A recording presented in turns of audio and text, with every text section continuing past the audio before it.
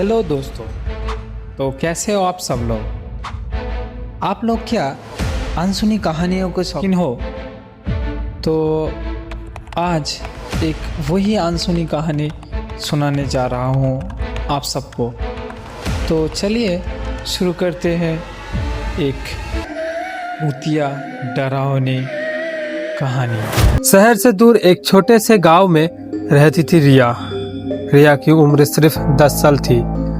उसके पापा शहर में काम करते थे और माँ घर संभालती थी। एक दिन रिया स्कूल से लौट रही थी तो रास्ते में एक पुराना सामान बेचने वाला बुढ़ा मिला।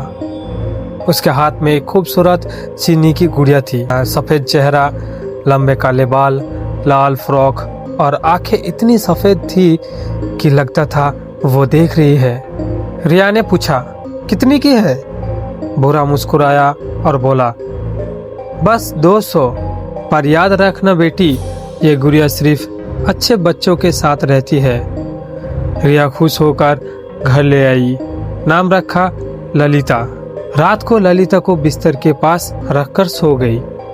अगली सुबह रिया की माँ ने देखा कि गुड़िया बिस्तर पर बैठी है, हालांकि रात को वो जमीन पर रखी थी। माँ ने सोचा बच्ची ने रात में उठाकर रख दिया होगा। दूसरे दिन रिया स्कूल से लौटी तो गुड़िया उसके स्टडी टेबल पर बैठी थी, बाल खुले हुए और होठों पर हल्की मुस्कान। रिया ने कुछ नहीं कहा, उसे अच्छा लगा। धीरे धीरे अजीब चीजें होने लगी। रात में घर में फुसफुसाहट सुनाई देती, जैसे कोई बच्चे हंस रही हो। रिया के दोस्त जब आते तो ललिता की नज़र उन पर टिकी रहती। एक दिन रिया का छोटा भाई रोहन गुड़िया से खेलने लगा। शाम को रोहन की कलाई में काटने के निशान थे। रोहन रो रो कर बोला, दीदी ललिता काटा। रिया हंसी, गुड़िया कैसे कटेगी पागल। एक रात रिया जागी तो गुड़िया बिस्तर के सिरहाने बैठी थी, आंखें खुली और सीधे रिया को देख रही थी। रिया ने हिलने की कोशिश की पर शरीर नहीं हिला। ललिता ने धीरे से अपना सिर घुमाया और फुसफुसाया, तुमने मुझे घर लाया, अब मैं कभी नहीं जाऊंगी। अगले दिन घर में हर चीज उल्टी पुल्टी मिली। रसोई में बर्तन टूटे, दीवार पर खून जैसे निशान। माँ डर गई और गुड़िया को बाहर फेंकने लगी। जैसे ही गुड़िया हाथ में आई, माँ की उंगलियां कट गई और खून बहने लगा। गुड़िया के सफेद फ्रॉक पर एक लाल धब्बा पड़ गया, ठीक वैसे ही जैसे खून लगा हो। रिया रोने लगी, माँ मत फेंको, वो अकेला रह जाएगी। माँ ने गुड़िया को ठंडे कमरे में बंद कर दिया। रात को कमरे में फुसफुसाहट आने लगी, जैसे कोई दरवाजा खोलने की कोशिश कर रहा हो। तीसरे दिन गांव का पंडित आए। उन्होंने गुड़िया देखा तो चेहरा पीला पड़ गया।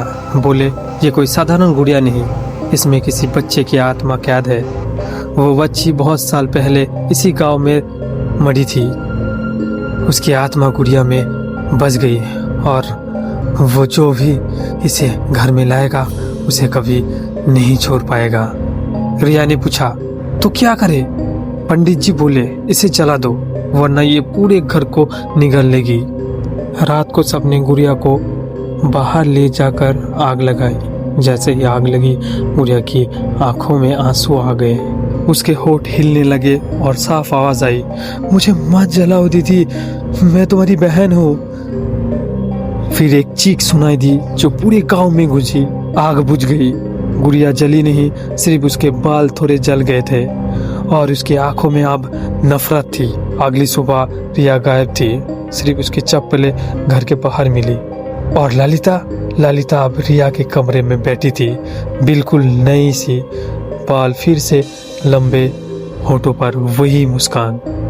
और उसके पास एक नई गुड़िया रखी थी, छोटी सी लाल फ्रॉक वाली, जिसका चेहरा रिया जैसा था। तो कैसा लगा आपको यह कहानी? अच्छी लगे तो कमेंट एंड लाइक करें। मिलते हैं ऐसी कोई नई डरावनी कहानी में। Tata bye bye, see you.